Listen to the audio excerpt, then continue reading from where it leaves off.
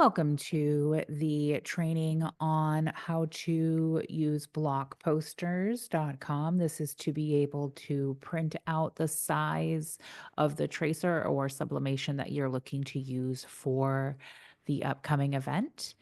So, what you're going to do is you're going to go to www.blockposters.com. That's with an S at the end.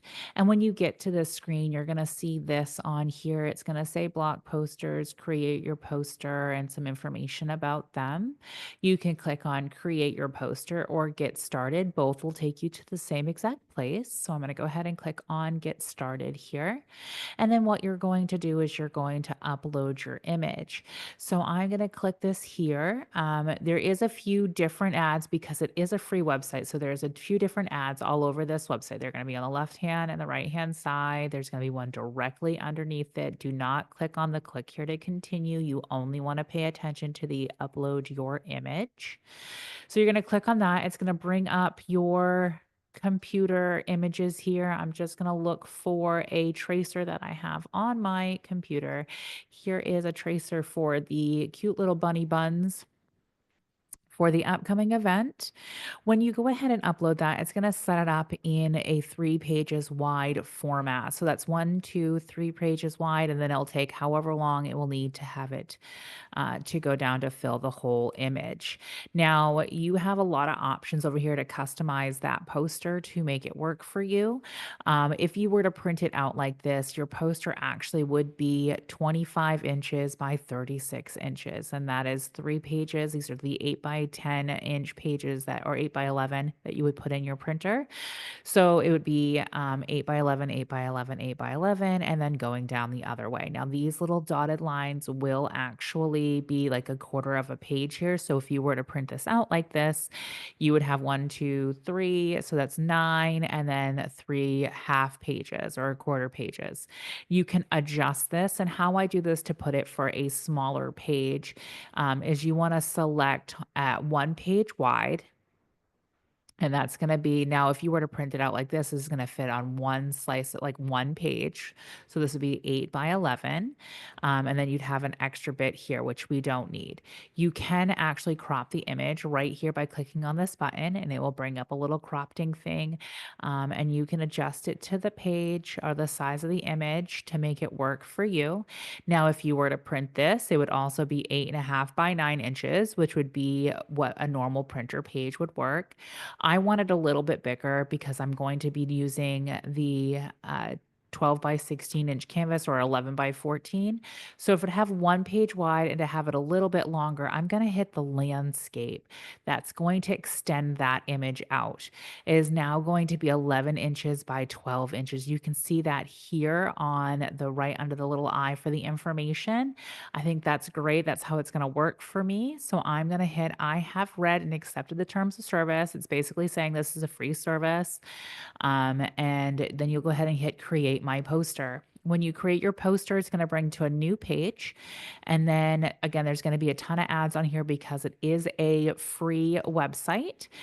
Go ahead and click on download your poster. It will start downloading and also show an ad because this is how it's free. You can click right out of that. And then my download is going to be right here. So I'm going to go ahead and look at that. And now that's going to be what you're going to print out. Now, when you go to print this out, you will have this front page here. You do not have to use this front page. You can actually print it without. Page 2 and page 3 are going to have your tracer here. Now you also are going to have this block posters because again, we are using it free, but thankfully they put it in the bottom right-hand corner of every image. So you do not have to, when you go to transfer this over, which we'll show you on the second half of this video, you can just ignore that when you do your tracer. So then you would hit your print button. I have too many things going on my screen. Here we go. Print button, which is right here. And then when you go to print it, you'll connect it to a printer. Mine's going to take a second because I'm at a different location than I normally am, and it's going to try to connect to a printer that I don't have here. Um, then I'm going to hit cancel just so we can see. So it's going to try to connect to a printer that I don't have here. And then you want to hit pages and then customize it. Now, this will allow you to select the pages that you want. So then you want to go 2 to 3, and it's only going to show you pages 2 and 3 to print, which are these 2 pages. And then you'll hit print. And then when we get to painting or tracing, we'll show you how to put those together. I hope this helped with using blockposters.com. That's blockposters as in Sam.com. Thank you. Hello and welcome to the tutorial, the second half of getting your image onto your canvas. So I had printed up a 2-page one. This is my 1-page one that I did on a bigger sheet of paper. So if you have a computer that does this big sheet of paper, you can do this. And that's what I'm going to do to put this image on. But if you were watching the first part and you need to do a 2-page part, this is what happens. So it comes out like this. I didn't bring the 3rd page over, but there's a 3rd page that you don't need.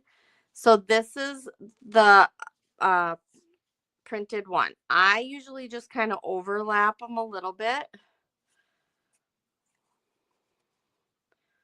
Like so. And line up my lines here.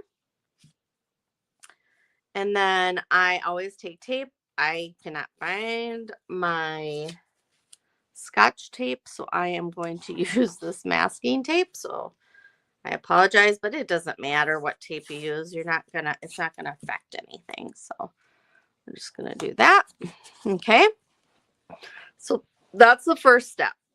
So the supplies you need for this whole setup is your tracer, a pen, which I have to grab my pen. I had one there. I usually like to use a colored pen because then I can kind of see when I retrace my steps. And I'm going to see if I get on this chair here. Okay.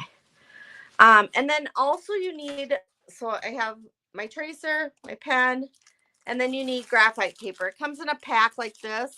I think you can get smaller packs. I've had this pack for 10 years. I've used probably maybe 10 sheets out of it in 10 years.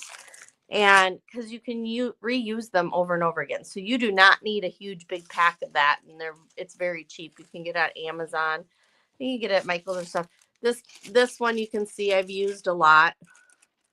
So you can see all the lines, but it's still good. I can still use it. And so you're going to take the 2 sides that are not shiny.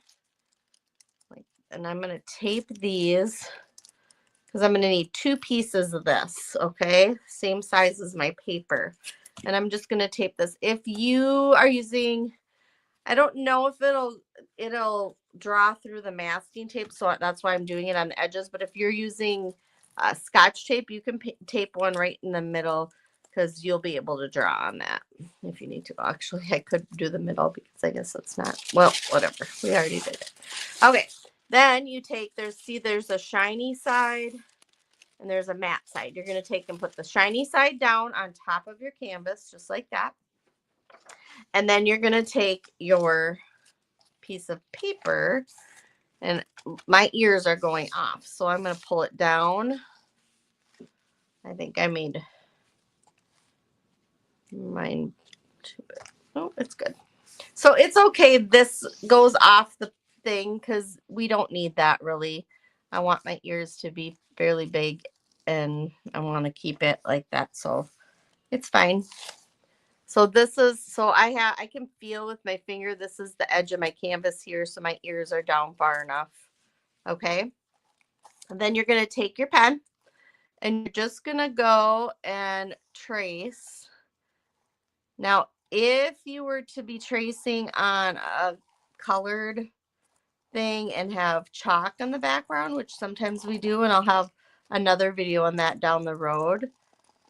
then you would do more of a sketching like this. But you can do either way on this one. Usually it goes through, but you want to do some pressure.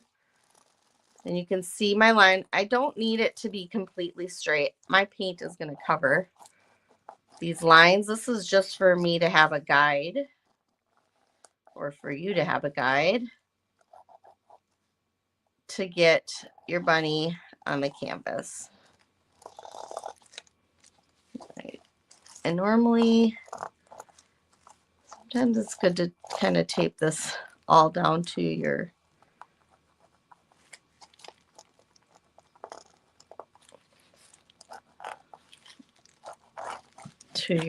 canvas itself, but I didn't, so I'll just hold this done. Now, before I lift it all the way up, I'm going to put pressure on here and hold it, and I'm going to look.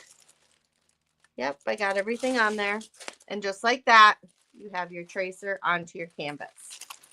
Super simple, super easy.